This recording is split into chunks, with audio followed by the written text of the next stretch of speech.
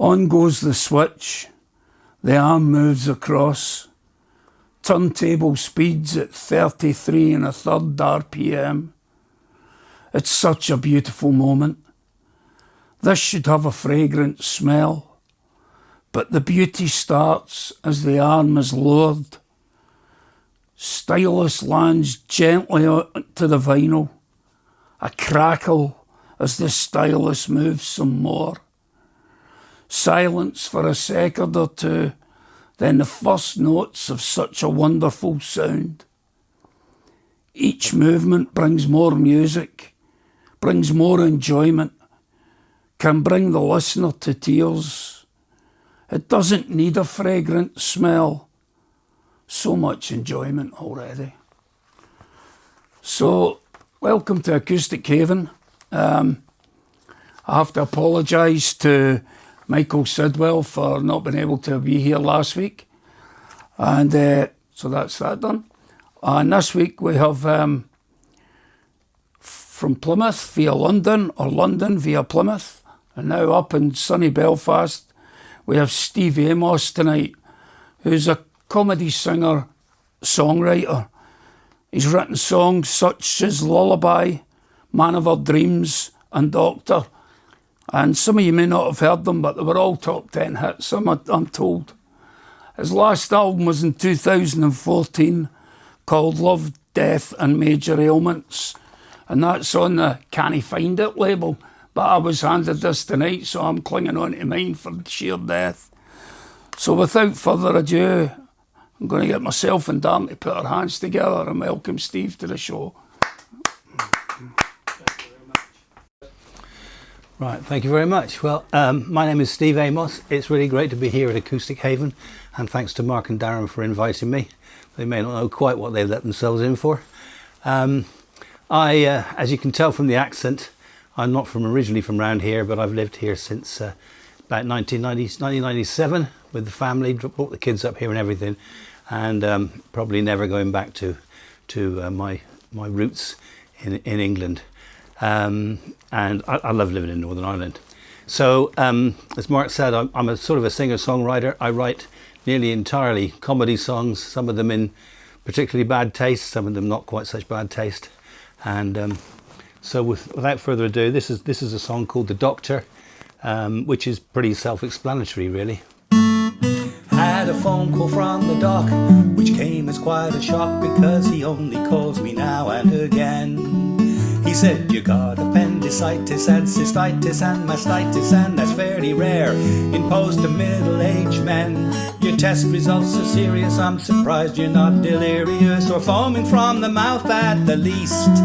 You seem to have a full collection of every known Western infection, and a few found only in the Far East. You got a cough and you were wheezing, and sometimes you're hot and freezing, and you got a lot of fur on your tongue. Your chest is quite congested, I think we should get it tested, cause it sounds like you're losing a lung. Your heart beats irregular, there's low pressure in your jugular, your carotid sounds just like a blocked drain. You're in danger of a stroke, but there's a good chance that you'll croak if the blood flow's not increased to your brain. He said, but don't you worry, you were still in your prime. With a little bit of luck, we'll solve the problems with time and strong prescription drugs and lots of rest in your bed. But don't book up a holiday more than 6 weeks ahead. I said, Doc, you gotta be joking, cause I've given up drinking, smoking, and I work out in the gym all the time. I sleep for 8 hours every night, I have a healthy, varied diet. My life is not just good, it's sublime. I thought I was supremely fit, now you made me feel like shit, and I really don't know what I should do. Until now my life had a plan, but you've made me a broken man, and I'm really sad to hear this from you. He said, Steve, now don't despair, you'll get the very best of care from consultants who'll take on your case. But you ought to see them soon, perhaps this very afternoon. I'll call them up to see if they have a space. He rang back later on that day, he said it's bad news, sad to say. They've given me a time and a date, but no matter how I try, they can't see you until July, and I'm afraid that's gonna be much too late.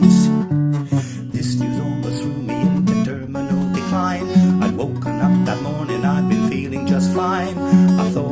my future, even contemplated prayer. My morale fell through the floor, I was in total despair. But then the doc called back again, he said, I've something to explain about the chat we had an hour ago. I hope I didn't cause you terror, but I made a minor error, and I thought it was important, you know. There's been a bit of a mistake, it's not one we often make, but you're not the one who's going to die. What I told you wasn't true, the test results were not for you. We gotta make another call now, goodbye. What I told you wasn't true, the test results were not for you. I gotta make another call now, goodbye. Hope you weren't worried, that's all now, have a good day, goodbye. Okay, this next song is, I don't write many love songs, and this is one of about two I've written, I guess, and it's a bit of a love song with a difference. This goes way past I will love you till I die, or until you die, as you will see.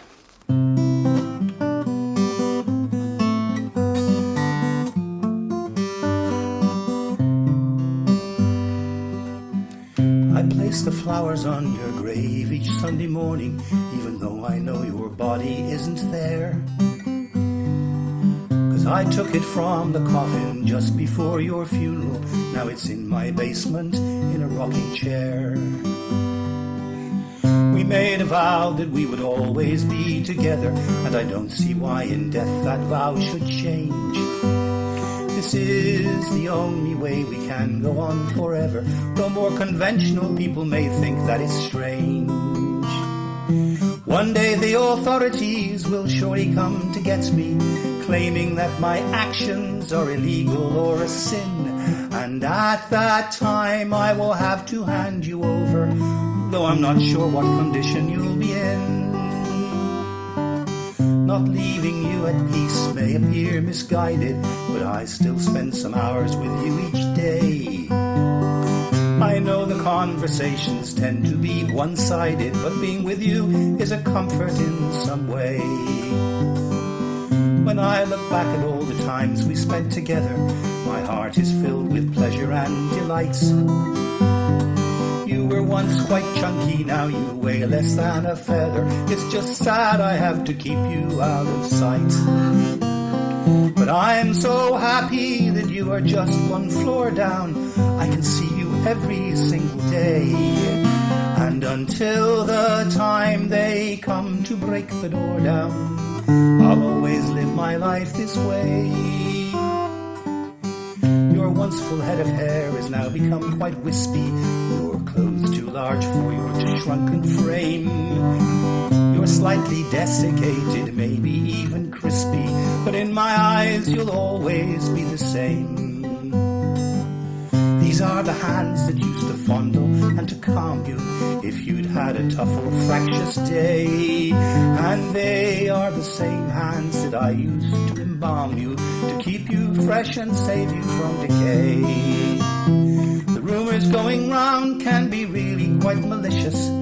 People talk about you all the time, and though the circumstances of your death were quite suspicious, I was never charged with any crime. I adjust the air conditioning so you'll get a cool breeze, and check on your condition every day. Maybe in the summer I'll transfer you to the deep freeze, but until then it's here that you will stay. So you'll remain with me, hidden in my basement, knowing that our love will never die. And until the day I bring home your replacement, we'll have no need to say goodbye. Thank you. Okay, the great news today, and you wouldn't know this, is that I became at 3:44 a.m. a grandfather for the third time, and this time we got two granddaughters, and we now have a grandson, and we got another grandson due in March. Anyway, so number three and first grandson was born early this morning, so that's really made my day. But it also brings to mind, how you try and get children to behave themselves and generally go to sleep. And so I thought I would try some years ago my hand at writing a lullaby. And this is it.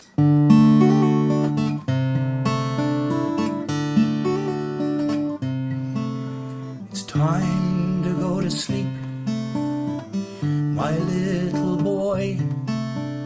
I see your eyelids drooping, you're for the land of Nod. I hope that you dream sweetly and wake to a bright new day. Nothing now can harm you, you'll be in the hands of God. So don't worry about the monsters in the cupboard, ones with blood-red eyes and a razor-sharp curved claws. It simply isn't true that they devour little children, tearing off their living flesh with their pointed teeth set in dripping jaws. Don't believe what your siblings may tell you about the tigers and the goblins hiding underneath your bed. They only say this 'cause they want to scare you, and it's really quite unlikely that by morning you'll be dead. And those spiders, snakes and other creepy crawlies come out from the corners, and the curtains late at night are harmless because they're just food for the giant scorpions. Just lie back, don't make a sound, and the chances are you'll be alright.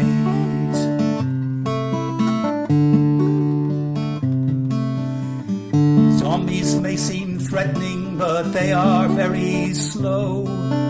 It's only when they catch you that your troubles really start. And dinosaurs died out about 100 million years ago, so it's not true they can find you from just the beating of your heart. And I promise there are no such things as vampires. It's just the bats that live in that space up in the roof. They say their bites are painless and usually quite harmless, though we've never found survivors and we don't have any living proof.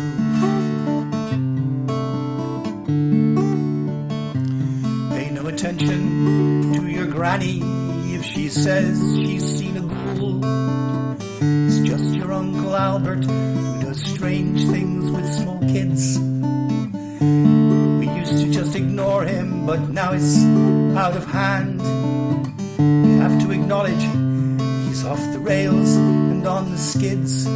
So you just have to avoid him until daybreak, when the men in the long white coats will come and carry him away. You'll be so much safer when he's back in the asylum. And apart from all the mental scars, every day then will be a happy day.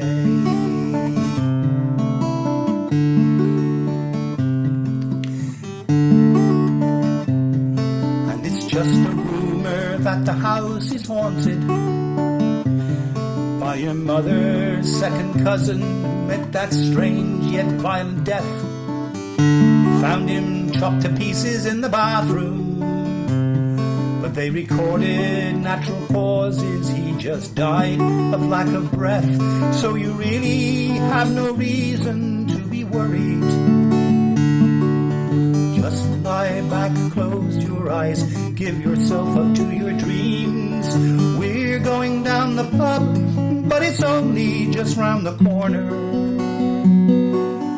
We'll be back in time to save you if and when we hear your screams. Hear your screams.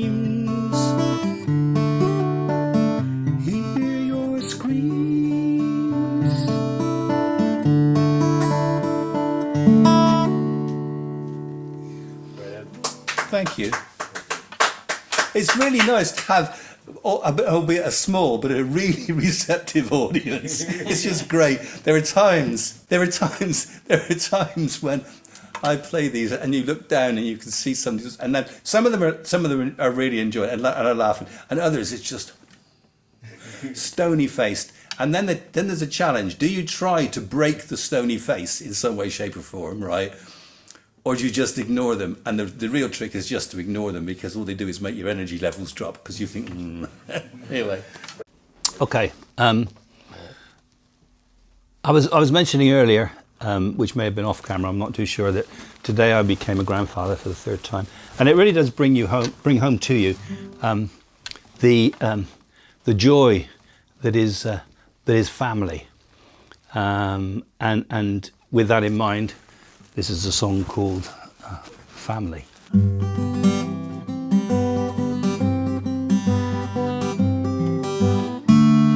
There are songs about your mother, there are songs about your dad, there are songs about your relatives, both close and quite remote. They all extol the virtues of a stable family life, a great foundation for your future, quote unquote. We often meet at funerals to discuss the ones now gone, nostalgia flowing freely with the booze. Auntie Annie, what a character, married 14 times and such a wonderful collection of piercings and tattoos. Oh, family, family, you can't forget the way your granny kissed you clammily. You bear their name, so you share their shame, 'cause you can't choose them in the way you choose your friends. Remember Uncle Ed? He spent a lot of time near schools, watching children playing, having a good time. In a rather grubby raincoat, his pockets stuffed with sweets, until they caught him. Now he's paying for his crime. Next of kin, a next of kin. You'd rather smash your knuckles with a rolling pin than share their tawdry lives or tolerate their tawdry wives. You wish you were adopted, but you're not. Cousin John's main occupation was handling stolen goods. His gifts at Christmas always were the best. And though you couldn't wear them openly or show them to your friends, Christmas hasn't been the same since his arrest. But it's a dynasty, a dynasty. I only wish one day it could be minus me. Not one of them's a friend, but you still have to pretend you love them even though you hate their guts.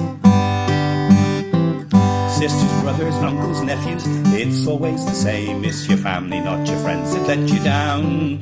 If you only could disown them, things would be improved. Is it too much to hope they all might drown? But it's your pedigree, as the French say, it is wonderful to be en famille. But every night in bed, you wish that they were dead. It's a travesty, you share their DNA.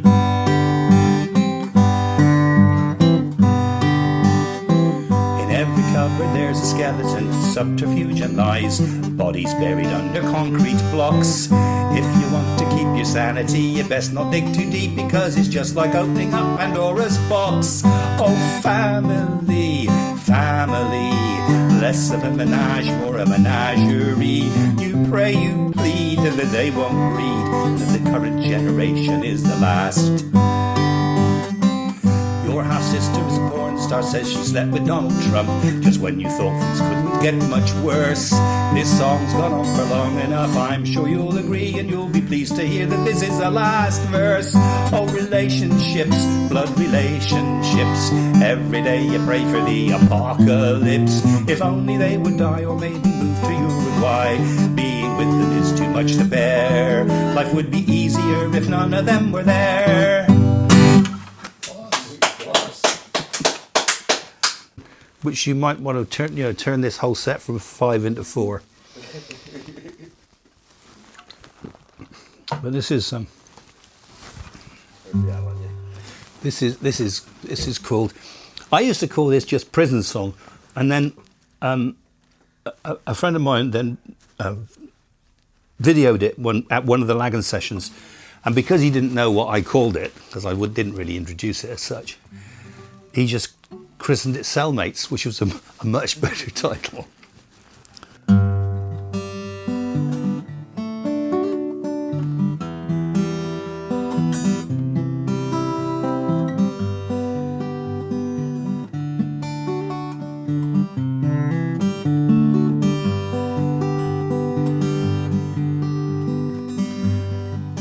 I'm here in maximum security. It's what society chose to do to me because I broke the law. I got caught as well. They lock me up at night, but I feel secure, everything's alright. Here in my 8 by 12-foot prison cell. I'm lucky that I have such a pleasant cellmate. His name's Jim, and he is just great, we get on well together.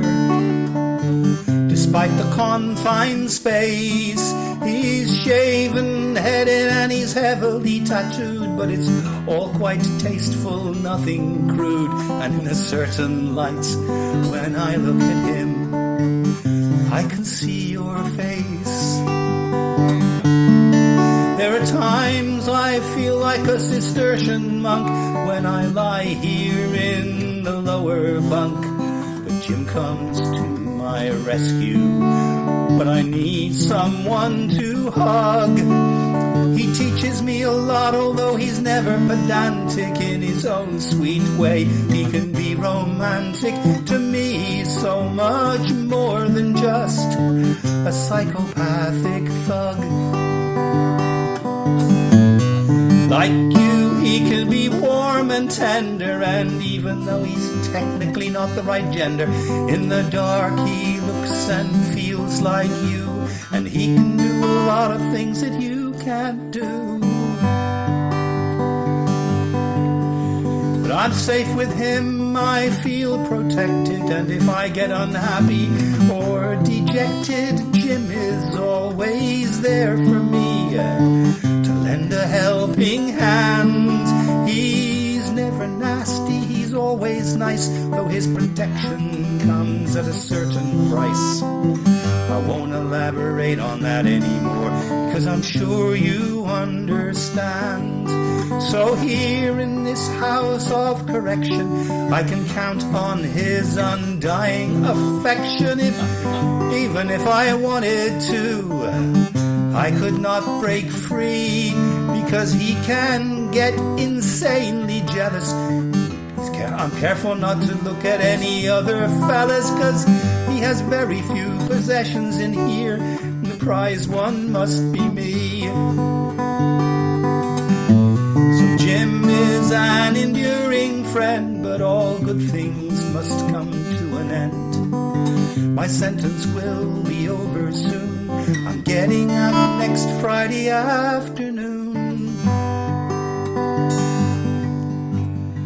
But on reflection, I won't miss him, and from Friday next I won't have to kiss him. I'll be back out in the world again, and I'll be a free man. I won't miss his stale breath or his 5 o'clock stubble. I won't miss playing Betty to his Barney Rubble. Gets out, he'll never find me, because I'm moving to Kazakhstan. Thank you. Excellent. That was very good. Thank you very much. Thank you very much. Absolutely fantastic. I haven't laughed so much in an age. I thought my ribs were going to fall off one by one. But no, seriously, great show, great songs. If you're offended by any of those, then good, you deserve to be, because it's a bit of fun, and that's what it's all done. The musician having fun with some great lyrics and a good laugh. So if you come upon Steve, you might get him in the Sunflower or the Sojourner, the Deer's Head, any of these kind of places. You might pop up to him, you might see him, and if you do, he might be carrying one of these in his bag. This is Love and Other Minor Ailments. Give him a £5 or a £10 even. It's worth it. So once again, thanks for a great show tonight. And next week, we'll have another wee surprise for you. But from now, thanks very much. And from all of us at Acoustic Haven, I'd like to thank Darren for the camera, and the sound as always. I'd like to thank Ink Haven for sponsorship, and to Steve Amos for a great show. And so from everybody here at Acoustic Haven, good night. See you next week.